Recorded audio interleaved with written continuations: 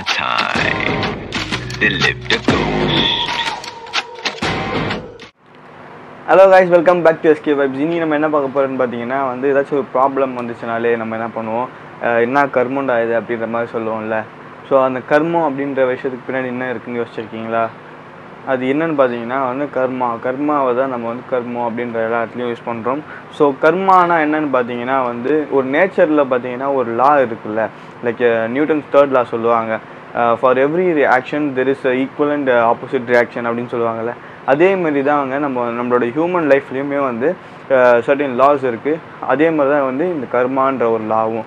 So நம்ம எது பண்ணாலுமே அது நமக்கு ரிட்டர்ன் வரும். அது குட்டாக இருந்தாலும் சரி, பேடாக இருந்தாலும் சரி. ஸோ நமக்கு எது பண்ணாலுமே அது நமக்கு ஒரு நாள் திருப்பி ரிட்டர்ன் வரும் அப்படின்றது தான் கர்மான்னு சொல்லுவாங்க. ஸோ எக்ஸாம்பிளுக்கு இந்த வீடியோவை பாருங்கள். ஸோ இதே மாதிரி தாங்க நம்ம எப்போயோ ஒரு விஷயம் யாருக்கோ ஏதோ ஒன்று பண்ணியிருப்போம், அது இப்போ நமக்கு நடந்துகிட்டு இருக்கோம். ஸோ சப்போஸ் நம்ம கெட்டதாக பண்ணியிருந்தோம்னா அது நமக்கு கெட்டதாக நடந்துக்கிட்டே இருக்கும். ஸோ அதே மாதிரி பார்த்தீங்கன்னா ஒரு நல்ல விஷயம், சப்போஸ் நம்ம ஏதோ ஒரு விஷயத்துலேருந்து தப்பிச்சிட்டோம், ஜஸ்ட் மிஸ்ஸில் தப்பிச்சிட்டோம்னா தப்புன்னு ஒரு விஷயம் சொல்லுவாங்க எல்லாருமே, ஏதோ புண்ணியம் பண்ணியிருக்கடா அப்படின்ற மாதிரி சொல்லுவாங்க. ஸோ இதுதாங்க கர்மான்னு சொல்லுவாங்க.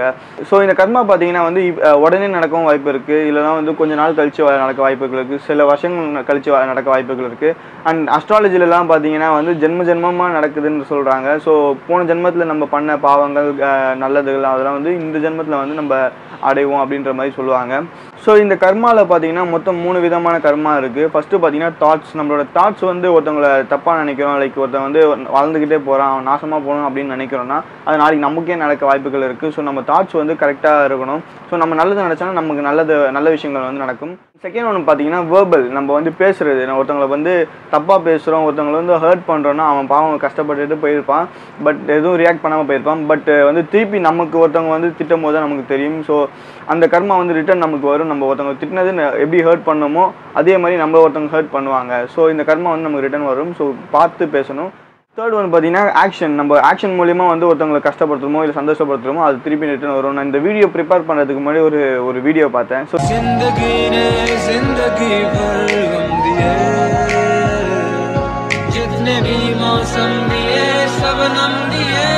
இந்த வீடியோவில் பார்த்தீங்கன்னா ஒருத்தர் ஒரு சின்ன பையனை போட்டு அடிக்கிறாரு. அந்த வீடியோ பார்த்துட்டு நான் உடனே போயிட்டு கீழே கமெண்ட்டில் பார்க்குறேன், இந்த கமெண்ட் போட்டிருந்தாங்க, ஸோ இதாங்க கர்மா. ஸோ அந்த விஷயம் அவங்களுக்கும் ஒரு நாள் நடக்கும்.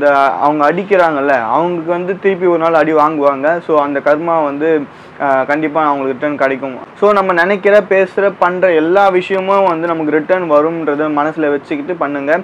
அண்ட் நீங்கள் கர்மாவை பற்றி என்ன நினைக்கிறீங்கன்றது கமெண்ட்டில் கமெண்ட் பண்ணுங்கள். அண்ட் நம்ம சேனலில் சப்ஸ்கிரைப் பண்ணாதவங்க பண்ணிடுங்க அண்ட் லைக் போட்டுருங்க. தேங்க்யூ ஸோ மச் ஃபார் வாட்சிங் and bye bye from SK.